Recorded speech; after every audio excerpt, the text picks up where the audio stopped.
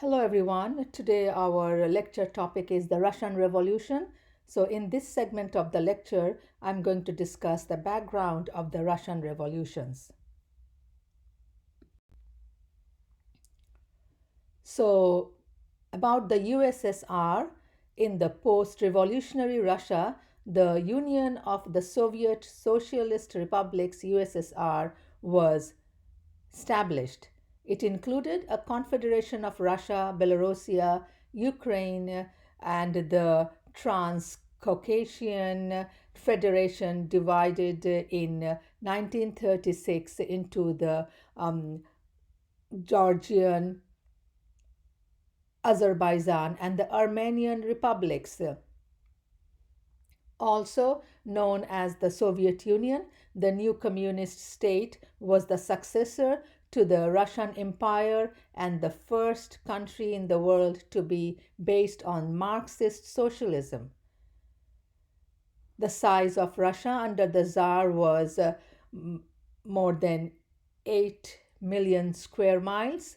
It was the largest country in the world until its dissolution in December 1991. This is the map of the former Soviet Union from 1945 to 1991. The United Socialist Soviet Republic, or the USSR, was made up of 15 Soviet republics: Armenia, Azerbaijan, Belarus, Estonia, Georgia, Kazakhstan, Kyrgyzstan, Latvia, Lithuania, Moldova, Russia, Tajikistan, Turkmenistan, Ukraine, and Uzbekistan.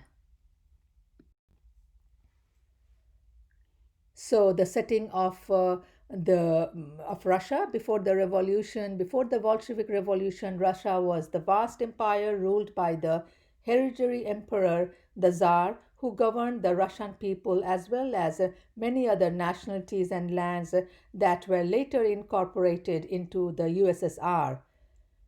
During the Bolshevik Revolution in 1917, the total population of USSR was about 150 million.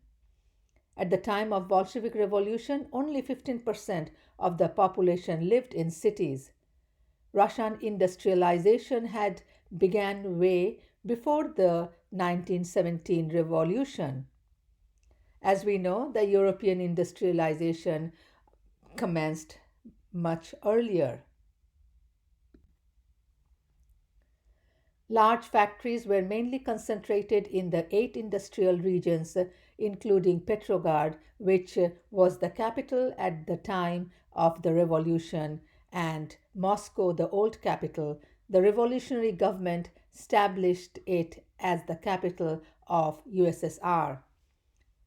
By 1917, about half the industrial plants were owned by foreign companies from the more technologically advanced nations. In 1917, half of Russia's industrial workers and peasant parents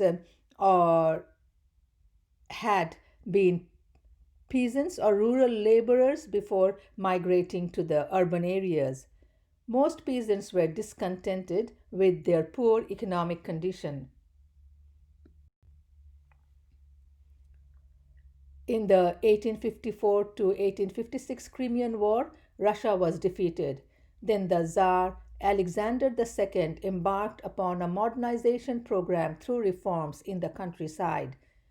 In 1861, Tsar Alexander II abolished serfdom.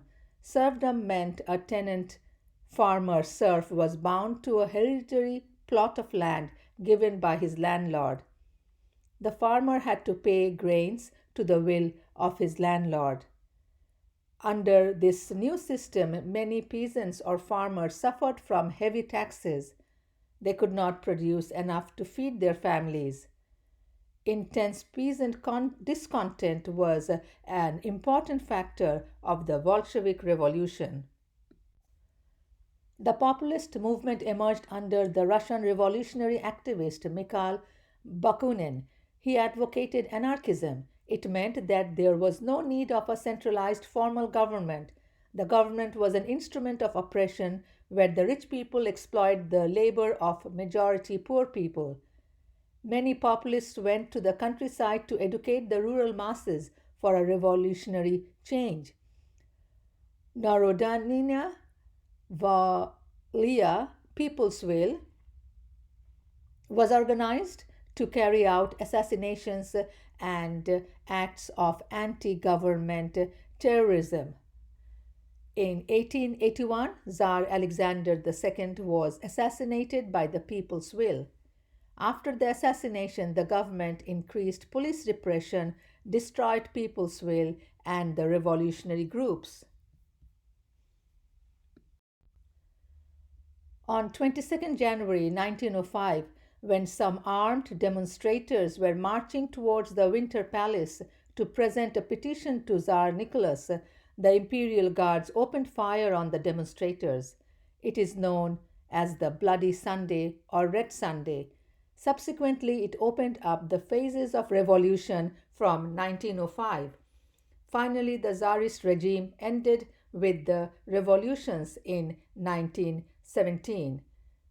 The revolutions in 1917 were the February Revolution and the October or the Bolshevik Revolution of the 1917. Russian Marxists advocated many political goals such as a democratic political system, but they emphasized that the transformation to socialism could only occur after capitalism had transformed much of the peasantry into urban industrial working class. In the 1890s, Russian Social Democratic Labour Party was established. Vladimir Lenin was an important party leader. In 1903, a split occurred within the party. Lenin tried to persuade other delegates that only hardcore party activists, along with lifelong commitments, should have voice for the party. Lenin's older brother Alexander, a brilliant university science student, was executed at the age of 21 for involvement in a plot to assassinate Tsar Alexander III. At that time, Lenin was 17 years old. Alexander believed that democratic party system was not suitable under the autocratic Tsar's rule. Lenin became the leader of the Bolsheviks, that means the majority, and his opponents in the Social Democratic Party were known as the Mensheviks, the minority. Mensheviks believed that transition to socialism should occur gradually in stages in Russia, but Lenin's Bolsheviks believed that once the monarchy had been overthrown, the post revolutionary political system should become a dictatorship of the proletariat. It would be a political denomination of the working class over the government. The leaders would work for the interest of the workers and the peasants and the rapid implementation of socialism. Karl Marx had asserted that the Socialist Party would be characterized by the dictatorship of the proletariat with the political domination of the working class over the government. But he never clearly defined how the working class would operate. Lenin provided his own interpretation or his operational definition of the concept. In the next segment of this lecture, I will be discussing the Russian Revolution, the Bolshevik Revolution, the civil wars, Vladimir Lenin, and after Vladimir Lenin, there was this fear of leadership. So Stalin comes to power, but Leon Trotsky was a threat to Stalin, so he was removed from the power position, and so there was a leadership struggle, which you will find it in your reading. Then Russia joins the Second World War, and the ultimate outcome from the Second World War was the emergence of the Cold War.